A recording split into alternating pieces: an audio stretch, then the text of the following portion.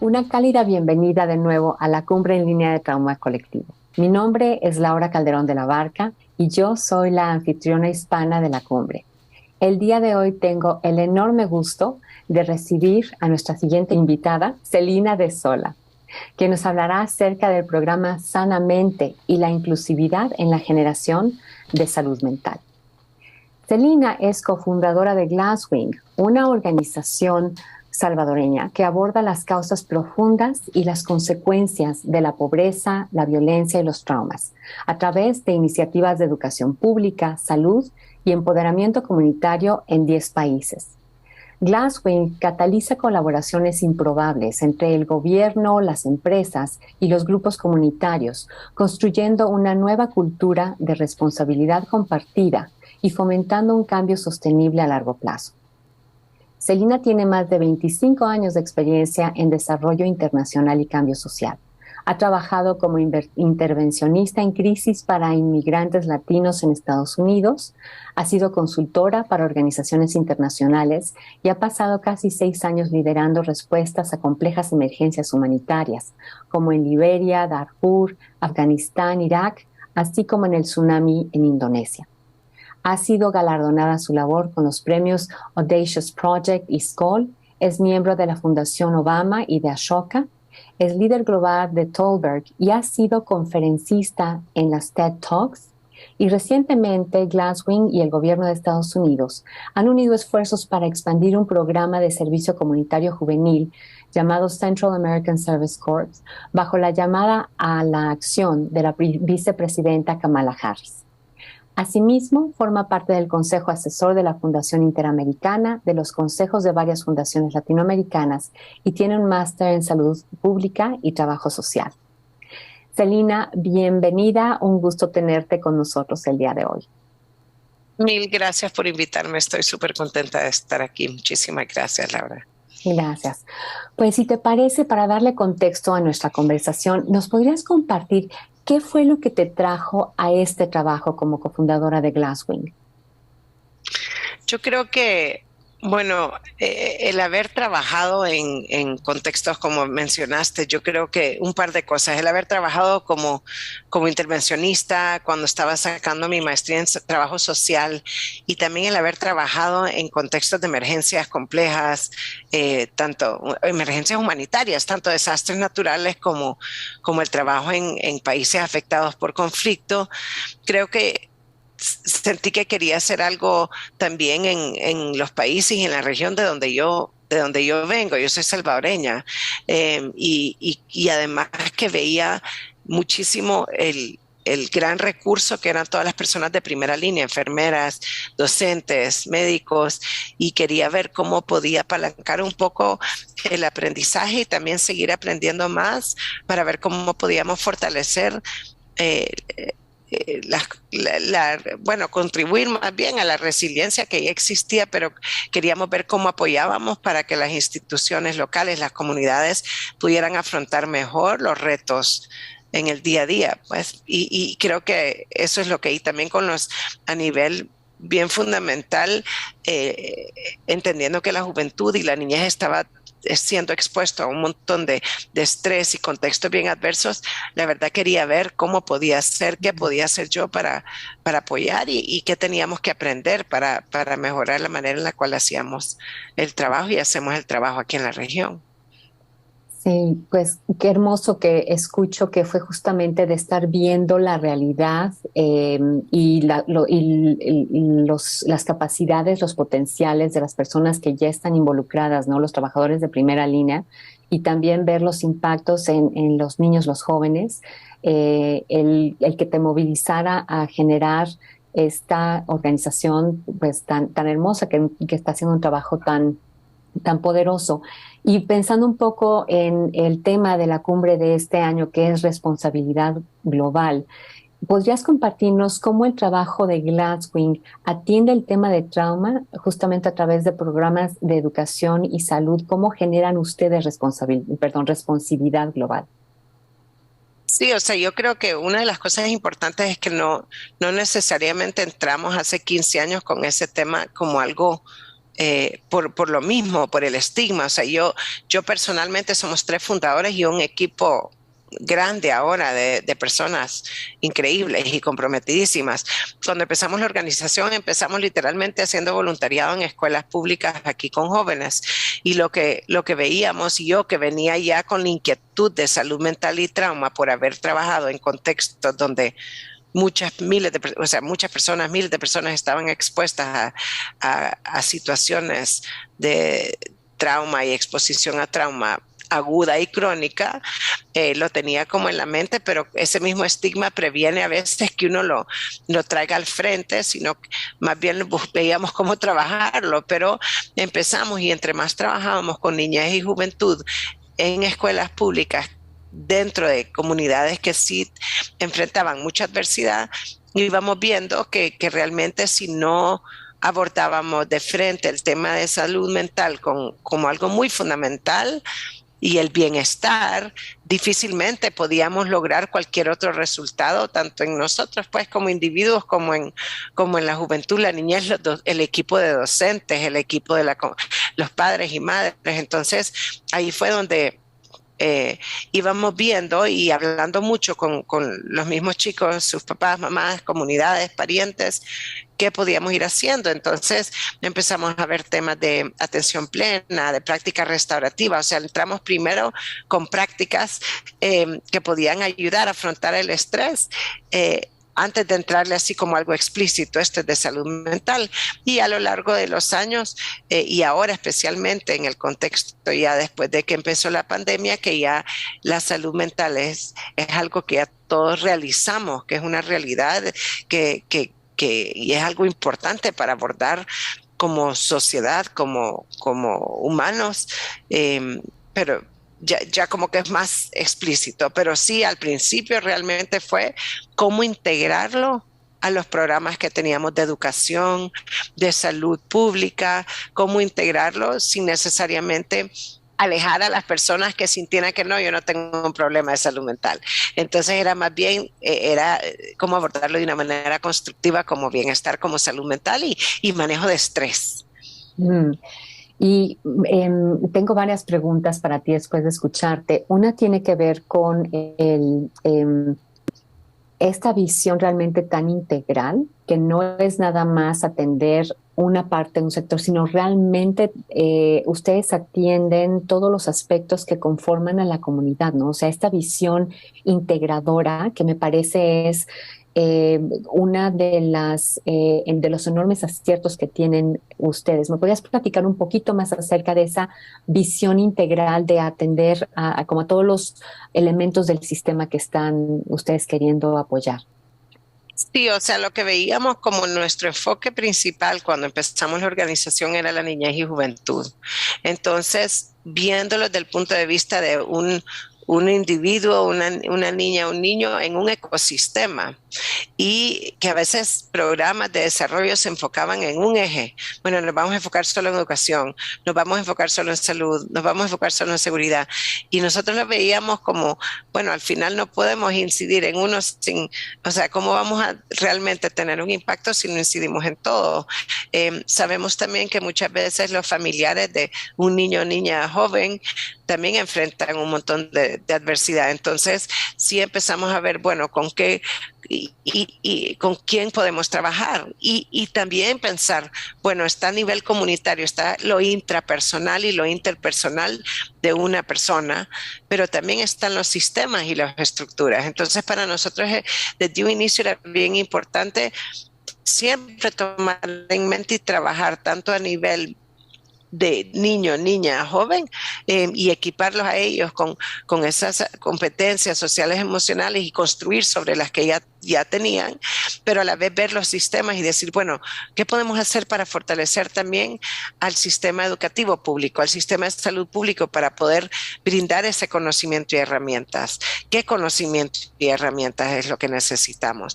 Porque al final la idea es también poder hasta cierto punto saturar los sistemas con ese mismo abordaje, que si no entendemos que que el enfrentar situaciones adversas y que todos en esta conferencia tal vez ya lo sabemos, por eso estamos aquí, pero entender que la conducta de un niño o una niña en un aula tiene mucho que ver con o sea, con cosas que le pueden estar sucediendo en su contexto. Entonces, si solo incidíamos en una cosa, no lográbamos capturar la complejidad que es un ecosistema entero y, en torno a una persona, y ahí es donde íbamos viendo y preguntando. Por eso siempre llevábamos a cabo cafés comunitarios con familiares de los chicos, como empezamos a construir comités de bienestar emocional que consistían en la participación de docentes, padres, madres y estudiantes, y de hecho lo hacemos todavía, ir preguntando qué es lo que funciona, qué es lo que tiene sentido, pero sí, desde un principio vimos que no era suficiente trabajar a nivel individual, sino que queríamos ver cómo incidir en los mismos sistemas. Entonces, bien como decís, Laura, era bueno, ¿qué es? O sea, es un tema complejo, entonces veamos cómo abordarlo de manera compleja y de manera más integral, aunque sea difícil y seguimos aprendiendo, por supuesto. Sí. ¿Cuáles han sido las lecciones más importantes, Celina, que te has llevado en este intento justamente de abarcar a todo el sistema, ¿no? ¿Cuáles han sido los retos que sí han podido superar y qué son las lecciones que son así como, wow, esto es pepita de oro de este proceso? No sé si que tengo pepitas de oro, pero intentaré. Mira, yo creo que uno de los retos siempre es que los sistemas son grandes y complejos, y yo creo que una de las lecciones aprendidas es que si no hay demanda de parte de las instituciones para lo que tú estás haciendo, no podés a la fuerza insertar algo en un sistema, ni en una comunidad, ni en nada. Entonces, mucho se ha tratado de compartir información y compartir herramientas de entrada. Por ejemplo, el tema de salud mental, muchas veces con docentes, con la escuela empezábamos con temas de práctica restaurativa, formación, o también autocuidado. O sea, de hecho tenemos un programa que se llama Cuídate, y creo que es entrarle también a las personas y decir, reconocer, tú estás enfrentando algo difícil también, enfrentamos todos retos. Entonces, para poder generar esa comprensión de lo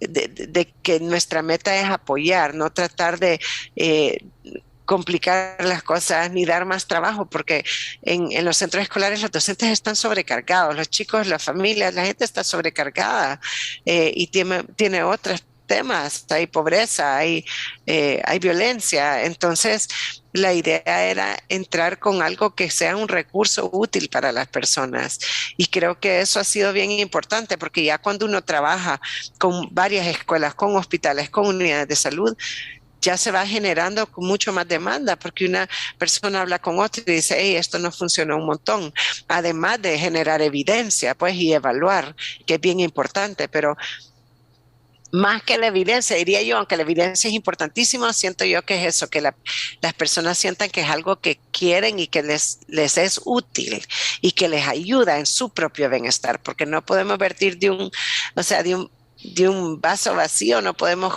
darle a alguien más algo de tomar. Entonces, eso ha sido un aprendizaje bien importante que nos ha ayudado a trabajar dentro de sistemas. Y lo otro es que a nivel comunitario preguntar, o sea, tener esa retroalimentación constante en particular con la niñez y la juventud, para entender porque nuestro trabajo en las escuelas principalmente son clubes extracurriculares para desarrollar habilidades sociales y emocionales, proveer un espacio seguro donde la pasen bien, pero ahí es donde va integrada todo el tema de salud mental y bienestar. Entonces hay que preguntar, y yo creo que esa es otra lección aprendida, y no asumir que ya supiste cómo resolverlo, porque al final las cosas van cambiando, y también tenemos que ir viendo cómo nosotros nos adaptamos y ayudamos de la mejor manera, sin imponer, que es clave. Porque la confianza es clave, especialmente en la salud mental, y ese es otro tema que de hecho quiero mencionar. En nuestros países muchas veces hay el mismo tejido social que ha sido dañado por generaciones resulta en una falta de confianza muchas veces, tanto en nuestros vecinos como en las instituciones.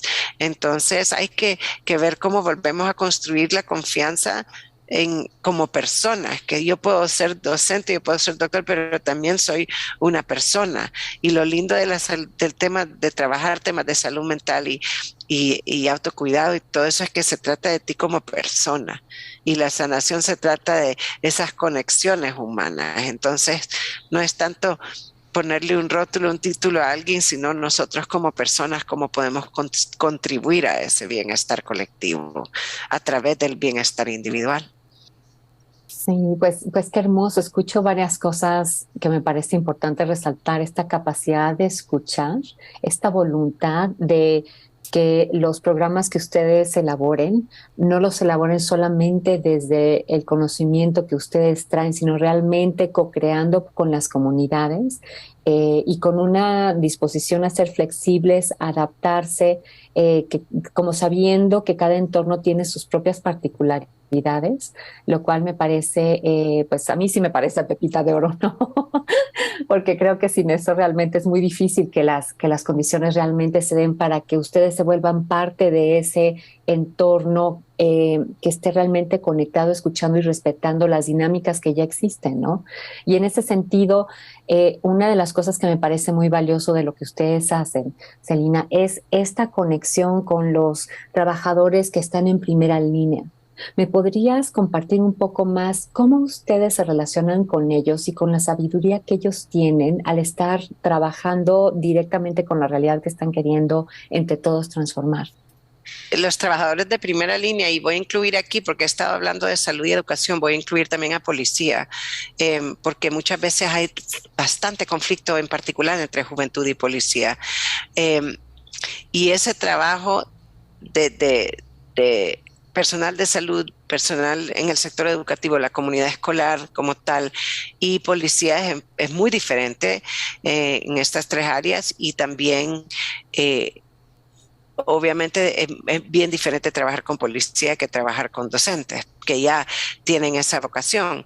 Ahora, lo importante es que entender que cuando hablamos de primera línea, en efecto es así. Si hay una emergencia, uno llama a la 911 aquí o depende de cada país, pero aquí además llega la policía. Si hay un problema doméstico o algo sucede en la comunidad, entonces lo que veíamos nosotros es que estas son personas que ya conocen las comunidades, especialmente la comunidad escolar, y que ya están trabajando ahí. Entonces lo que veíamos es que es un increíble potencial, no solo para apoyar más a estas personas en su propio bienestar, sino también cómo podemos equipar a trabajadores de primera línea con los conocimientos y las herramientas para no solo manejar el estrés en sí mismos y poder prevenir por medio de eso una perpetuación de la violencia, del estrés, y también cómo equiparlos con las herramientas para poder identificar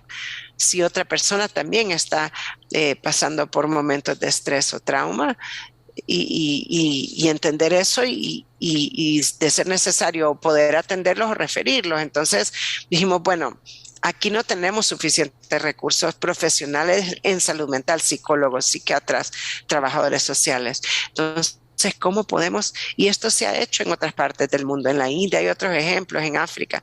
¿Cómo podemos equipar a estas personas, a nosotros también, con esos conocimientos y herramientas, porque son un gran recurso? Y también en el caso de policía, por ejemplo, es tener esa capacidad de autorregulación y de comprender también que mi comportamiento, tal vez como un oficial de policía, también es un resultado de otros estímulos que hay en mi entorno, otras experiencias. Y si a mí me toca ir siempre a llamadas donde hay violencia, también eso tiene un impacto en mí. Entonces, eso ha sido para nosotros bien, bien importante y un gran aprendizaje, porque al final nuevamente es volver a que somos personas, somos individuos que estamos tratando de hacer lo mejor y a veces no, por no tener las herramientas no podemos ser la mejor versión de nosotros mismos.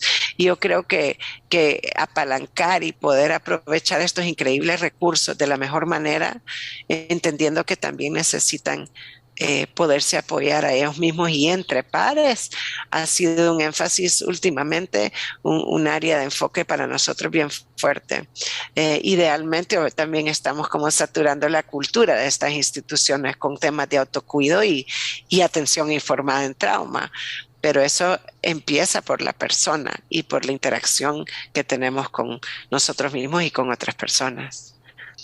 Sí, esto que me dices me parece esencial, ¿no? El centrar este movimiento iniciando desde el interior de mi relación conmigo misma, ¿no? Con cada quien consigo, y proveer herramientas, ideas, un entrenamiento que nos permita mirarnos desde otro lado, donde cuando hay alguna conducta que tal vez no sea la mejor, pueda yo mirar esto desde un lugar que me permita la compasión conmigo y también la responsabilización para saber que, bueno, no es que simplemente yo soy así, sino que hay, como tú dices, hay estímulos, hay situaciones de violencia que terminan estresando mi sistema nervioso de forma que termino teniendo estas reacciones, ¿no? Esa conversación me parece valiosísima porque nos va generando un cambio de conciencia, un cambio en mi relación conmigo, que entonces puedo yo traer a mi relación con otros, ¿no? Me encantaría preguntar acerca de qué resultados han visto ustedes en las relaciones intersectoriales, ¿no? Entre las personas de los diferentes grupos que conforman las comunidades. ¿Qué ha pasado, Celina? ¿Qué han visto ustedes? Hay un par de cosas, sí, y volviendo a lo que decís, eso es increíble cuando hemos hecho, por ejemplo, hemos hecho los talleres con personas de la policía, por ejemplo, cuando realizan la neurociencia, cuando entienden la neurociencia de eso, o sea, que tu comportamiento es resultado de algo, que no es que tú, o sea, separar tu comportamiento de ti como persona, como la calidad de persona que sos es bien importante, porque así logras ver que podés cambiar. Si tú realizas que tú tomas una decisión de cómo reaccionar a algún estímulo. Entonces eso ha sido bien interesante como un momento de, y que también con la juventud, o sea, yo no soy una mala persona, yo lo que tengo que hacer es entender cuál es el impacto del estímulo, qué son las reacciones que yo tengo físicas, emocionales, conductuales y cómo puedo, entendiendo eso, cómo puedo cambiar. Empodera mucho a la persona. Y en cuanto a las relaciones interinstitucionales, es bien interesante porque cuando entrenamos también, por ejemplo, estamos con las instituciones de protección, los centros escolares, también vas creando, al hacer como informados en trauma a los actores y a las instituciones, vas creando como un sistema de referencia bien interesante. Entonces, por ejemplo, si hay un chico o chica que tal vez está en un centro escolar y sufre algún incidente de violencia, a lo mejor ese chico y chica tal vez no lo identifiquemos en el centro escolar que algo le pasa porque a lo mejor no se vio, sin embargo termina en el hospital tal vez por una lesión física y ahí es donde uno en el hospital puede lograr hacer una intervención porque tenemos diferentes niveles de formación, está como la básica, de ahí está la formación de intervencionista y de ahí de capacitadores, pero digamos que esta persona llega al hospital, en el hospital si ha porque la estrategia es formar a todo el personal hospitalario, desde el seguridad que está en la puerta hasta los cirujanos, enfermeros, administradores. Entonces, cuando llega al hospital, se trabaja, se acompaña el tratamiento de la herida física, o sea, donde le entró el cuchillo, por decirlo así, o la bala, y se acompaña eso con el el abordaje informado en trauma para ver todo el tema de salud mental, que también tiene impacto fisiológico, que es lo importante, que ellos los síntomas que están teniendo son normales, no se están volviendo locos con el miedo, la paranoia, la falta de sueño.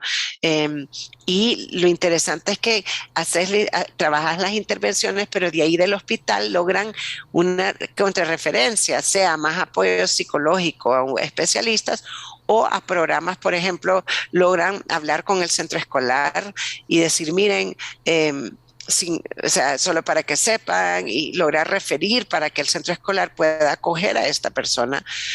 Si son mayores de edad, referirlos a programas vocacionales, por ejemplo, que también ya han sido formados. Entonces, entre más vamos formando a las instituciones, ahí es donde se va creando ese ecosistema que mencioné.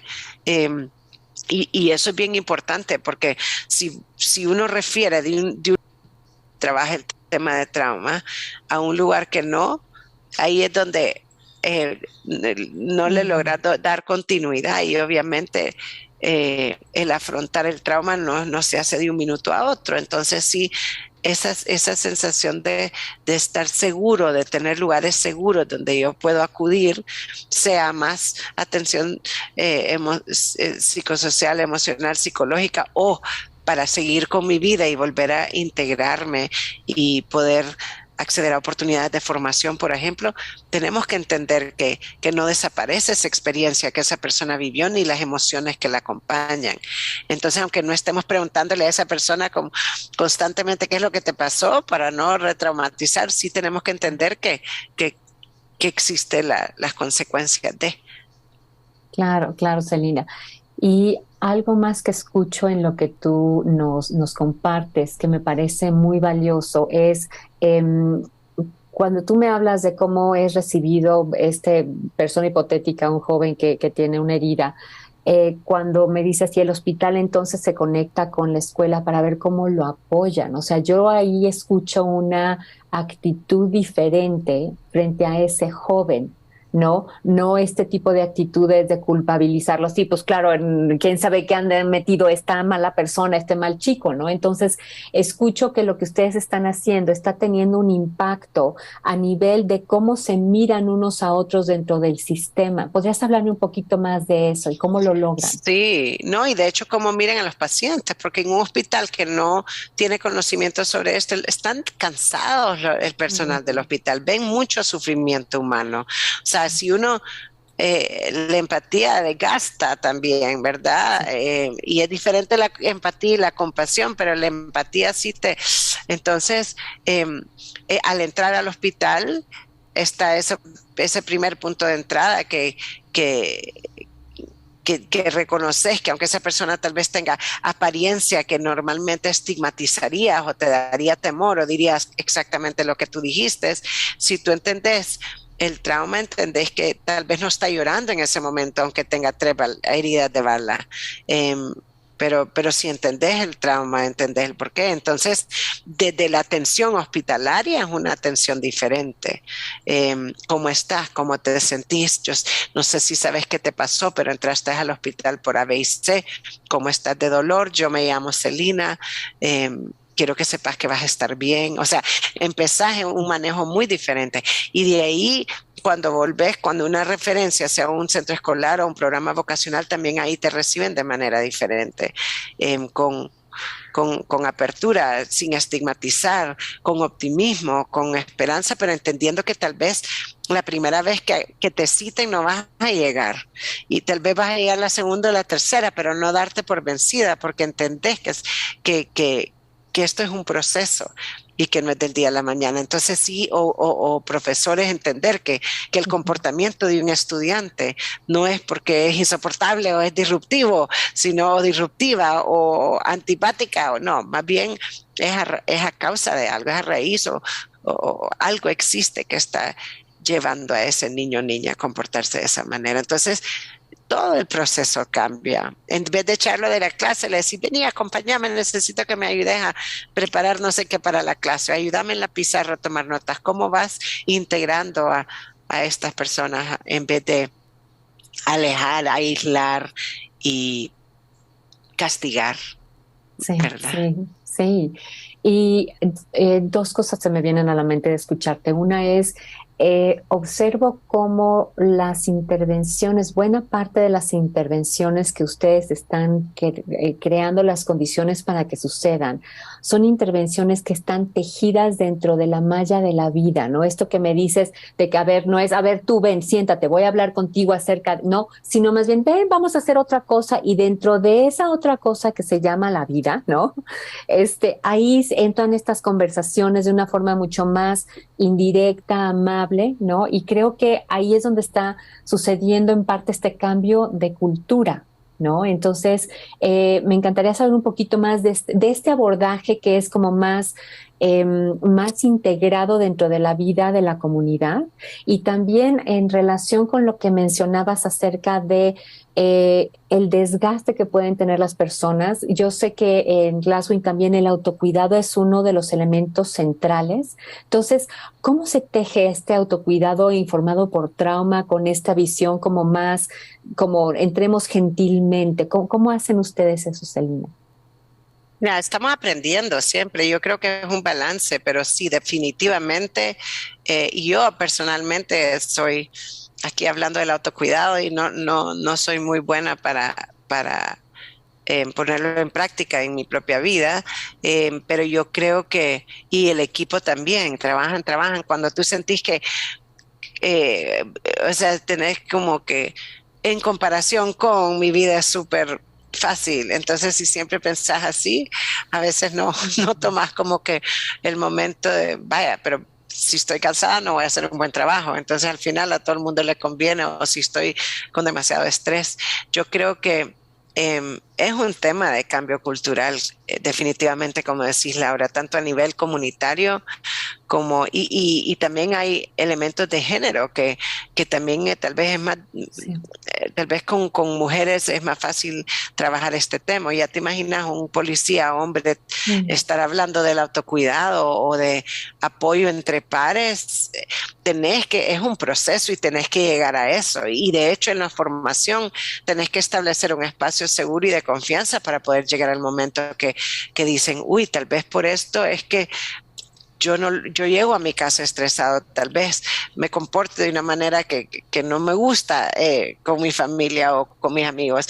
Entonces sí, eh, esos como cambios culturales son fundamentales y el autocuidado ahorita tal vez de las únicas cosas que he salido de esta pandemia, bueno, tal vez, no sé, el acceso a la tecnología y otros, pero yo siento que la pandemia nos ha dado una gran oportunidad. Ahorita es un buen momento para trabajar el tema activamente y explícitamente de la salud mental a nivel interpersonal, intrapersonal, a nivel comunitario, porque ya salió a la luz que es un problema que enfrentamos todos, no importa tu nivel educativo, socioeconómico, religión, etnia, nada. Entonces, ahí es donde tenemos una gran oportunidad y donde al final volvemos a lo mismo, que a nivel intrapersonal, si tú no trabajas este tema a nivel interno, difícilmente vas a poder trabajarlo en tus funciones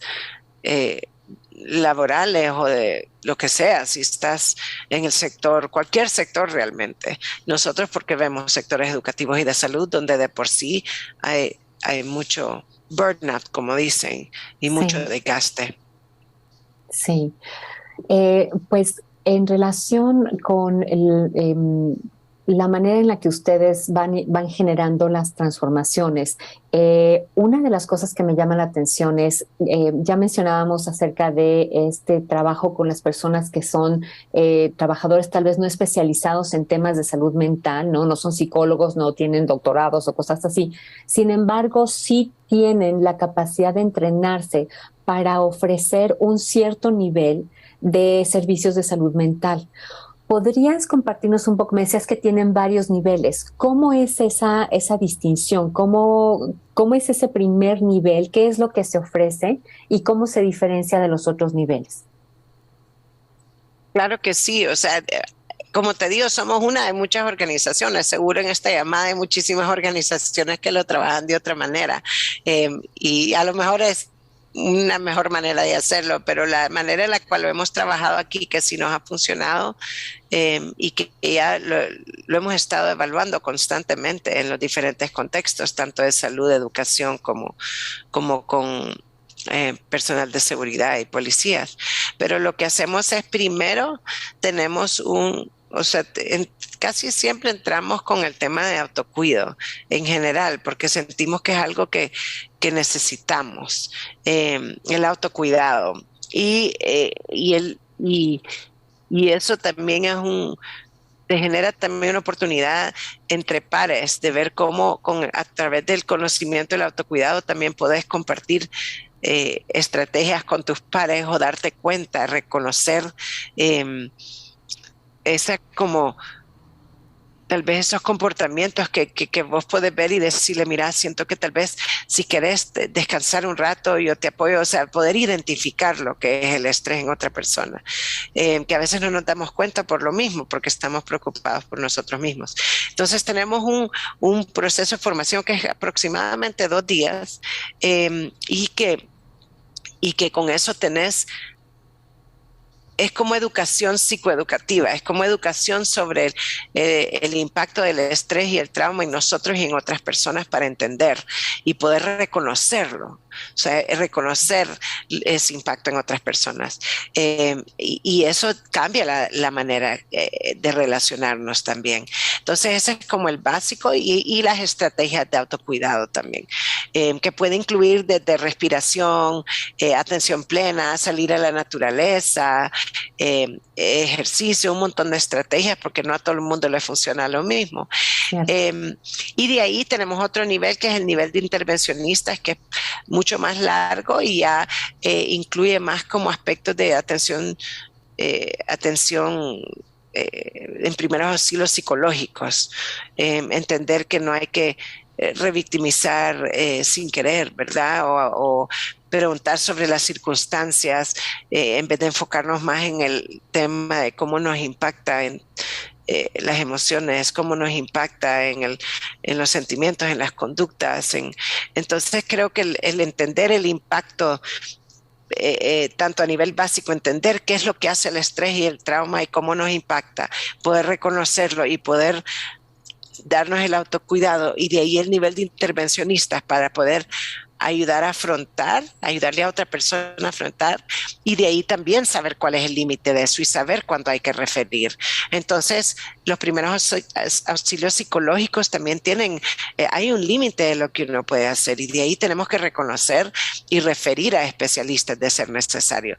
Y de ahí tenemos el nivel ya de capacitadores, que estamos haciendo mucho dentro de las instituciones públicas, pero sí hay varios niveles, pero lo que a mí me parece tan emocionante es que si todos logramos tener esa formación básica y comprensión sobre estos temas, realmente podemos ayudarnos mutuamente mucho, muchísimo, tomando en cuenta la adversidad que enfrentamos en nuestros países, en nuestras comunidades. Y como te digo, empodera, no necesitas tener, o sea, aunque no te hayas graduado de nada de bachillerato, al final sos una persona y podés tú hacer algo por mejorar la calidad de vida de otras personas y el bienestar de otras personas. Entonces yo lo hallo súper emocionante, este potencial humano que existe para sanar y para fortalecerlo a través de nuestro tejido social. Estas prácticas han existido por miles de años en las comunidades indígenas, por ejemplo. Las poblaciones indígenas tienen prácticas muchísimo más antiguas de lo que son los medicamentos ahora y los tratamientos ahora que usamos. Entonces, creo que hay mucha oportunidad para seguir aprendiendo cómo podemos apoyarnos en la sanación y en la promoción de la salud mental. Sí, sin duda, Celina, pues qué hermoso. Una pregunta, ¿este es el programa Sanamente o este es otro programa? No, este es el programa Sana, o sea, lo llamamos Sanamente, pero ya cuando trabajamos a nivel institucional, al final no le ponemos como branding ni nombre ni nada, porque lo que queremos es que sea un programa propio, ¿no? Entonces nosotros al desarrollarlo lo llamamos Sanamente, le pusimos ese nombre, pero no es, o sea, la apropiación institucional para nosotros es fundamental para que esto dure y no sea una iniciativa de una ONG, que Claro, eso claro. al final no, o sea, se queda Sí, ahí y no, sí. no avanza. Ujú. Sí, claro, claro.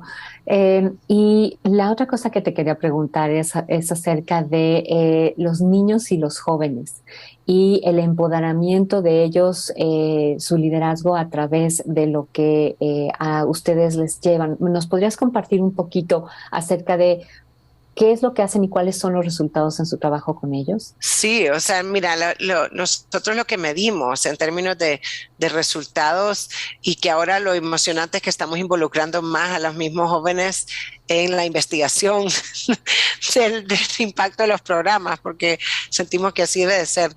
Pero nosotros nos enfocamos mucho en competencias sociales y emocionales, en resiliencia, en competencias como la determinación, por ejemplo, o sea, sentir obviamente temas de autoestima, que por cierto fluctúan mucho, en particular en la adolescencia, la autoeficacia, o sea, nos importa mucho y medimos también si tú sentís que tenés apoyo, tu arraigo, tu sentido de pertenencia, de orgullo de ti mismo, pero también de tu comunidad. Medimos las relaciones interpersonales, tanto con pares como con docentes y otras personas familiares.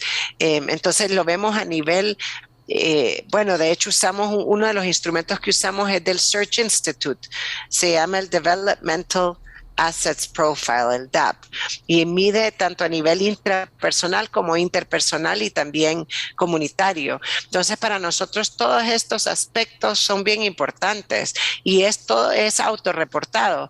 Ahora, ya cuando hacemos estudios, evaluaciones, también hemos visto que incide mucho en el rendimiento académico, en conducta, en resiliencia y a medida por temas del locus of control, le llaman, o sea, si sentimos que tenemos nosotros control sobre nuestro entorno o no, sobre nuestras vidas. Pensamientos aspiracionales, o sea, todo esto para nosotros es fundamental para ver el desarrollo de la niñez y la juventud. Y sí, lo medimos para ver si estamos logrando hacer eso, pero también hablamos mucho en grupos focales y entrevistas con los mismos chicos y chicas. Y de hecho, te comento, ahorita justo tenemos 60 miembros de nuestro equipo bueno, El Salvador, Guatemala y Honduras, porque trabajamos en 10 países, pero en esos 3 países hemos contratado a 60 chicos que se graduaron de nuestros programas como staff, o sea, parte del equipo, que es maravilloso porque también eso nos permite ver desde el punto de vista de ellos que fueron participantes y después fueron voluntarios y ahora son staff, eh, cómo ven el desarrollo de sus padres más jóvenes en sus propias comunidades y escuelas. Entonces, sabes, es un proceso muy dinámico, lo vamos cambiando. Por ejemplo, algo que surgió cuando estábamos viendo un proyecto de competencias de carácter, habilidades de carácter se llamaba, y una de las prioridades de los chicos y chicas que no lo habíamos visto como una herramienta o más bien como una habilidad a desarrollar explícitamente, pero que surgió de parte de ellos en grupos focales como algo que quieren trabajar, fue el tema de esperanza. Y lo menciono porque, Mm, o sea, qué cuando uno lo hermoso. dice, claro que sí, pero después decir, bueno, ¿y por qué cuando uno dice curiosidad, creatividad, colaboración, ¿me entiendes? Todo lo que uno busca desarrollar, comunicación, liderazgo, pero ellos dijeron esperanza como algo que no teníamos explícitamente incluido como una herramienta a desarrollar. Entonces, para nosotros ese proceso de retroalimentación es fundamental y constante. Sí, me parece súper valioso y qué hermoso que hayan podido incorporar esperanza justamente como uno de los elementos, como una herramienta, ¿no? Pensarla de esa manera me parece muy, muy valioso también. Muchísimas gracias.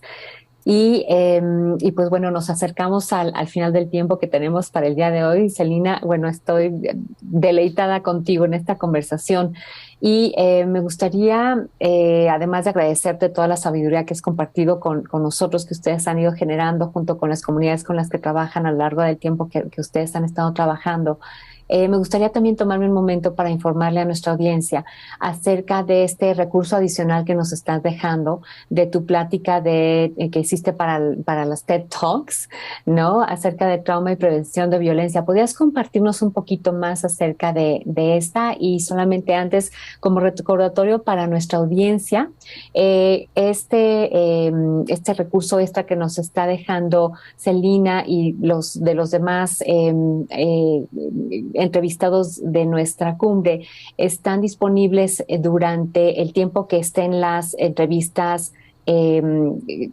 mostrándose de forma pública, o también comprando el paquete de la cumbre en línea de trauma colectivo de este año, que incluye todas las grabaciones de todas las entrevistas del evento, las transcripciones y los bonos. Y en este momento, mientras esté transmitiéndose la cumbre, se puede adquirir con un 50% de descuento. Así que nos podrías compartir un poquito más acerca de esta conferencia que tú hiciste también para los TED Talks. Sí, gracias. Estoy compartiendo la versión de este TED Talk que acabamos de hacer en abril sobre temas de trauma, salud mental y prevención de violencia, pero lo hicimos con subtítulos en español. Entonces Excelente. queríamos que estuviera accesible y en ese TED Talk tengo la oportunidad de compartir una historia de colegas míos de trabajo y chicos y chicas de nuestros programas y espero lo disfruten, pero sí logramos traducir lo que era importante para nosotros, obviamente, siendo una organización centroamericana. Sin duda, muchísimas gracias, Celina, por ello. Y la gente que quiera saber más sobre ti y tu trabajo te puede encontrar en glasswing.org, que sería glasswing.org. Y también querría preguntarte, Celina, ya en el cierre de nuestra entrevista del día de hoy, ¿hay alguna acción o práctica que podrías tú compartir con nuestro auditorio que nos pueda ayudar a contribuir a la sanación del trauma individual o colectivo? Que nos puedas compartir. Sí, yo le voy a dar dos. Yo creo que una es salir un poco más a la naturaleza, sea un parque miniatura, un árbol, pero salir un poco más a ambientes naturales, especialmente ahora que hemos estado confinados después de una pandemia. Creo que eso ayuda mucho y a respirar, a sanar y a notar las cosas que normalmente no notamos. Tal vez voltear a ver para arriba a veces a los árboles y flores y mariposas. Yo creo que eso es súper importante. Y lo otro que diría es que hay muchos cursos en línea súper interesantes y útiles sobre el tema de primeros auxilios psicológicos o salud mental y yo siempre trato de tomar más cursos porque hay tanto disponible y vale la pena, como estamos ahora en esta conferencia, vale la pena que tomemos cursos y sigamos aprendiendo porque esto va cambiando y vamos aprendiendo más y más. Entonces yo creo que salir más y también buscar oportunidades de aprendizaje continuo, tanto de cursos como de personas con experiencias vividas que pueden compartir con nosotros lo que les ha sido más útil a ellos en su propia recuperación o sanación. Sí, me parecen muy valiosas las recomendaciones. Muchas gracias. Y por Gracias, último, Laura. pues teniendo en cuenta los retos que estamos enfrentando actualmente, ¿qué te da esperanza a ti de que sí podemos abordar este tema de trauma colectivo y podemos lograr ir sanando? Me da esperanza el potencial humano, o sea, me da esperanza que yo veo a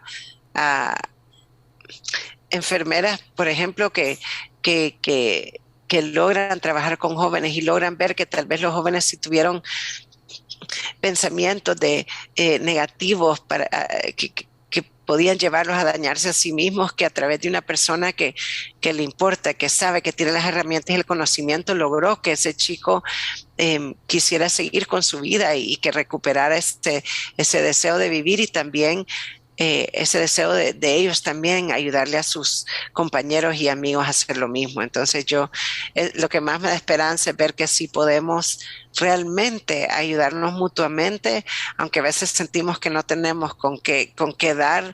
sí podemos literalmente salvarnos la vida uno al otro en momentos súper difíciles. Lo hemos visto mucho y eso a mí me da esperanza, el potencial humano, de, de apoyarse una persona a la otra. Qué hermoso, Salina. No sé si hay algo más que quieras tú compartirle a nuestra audiencia o si para ti está bien y cerramos aquí.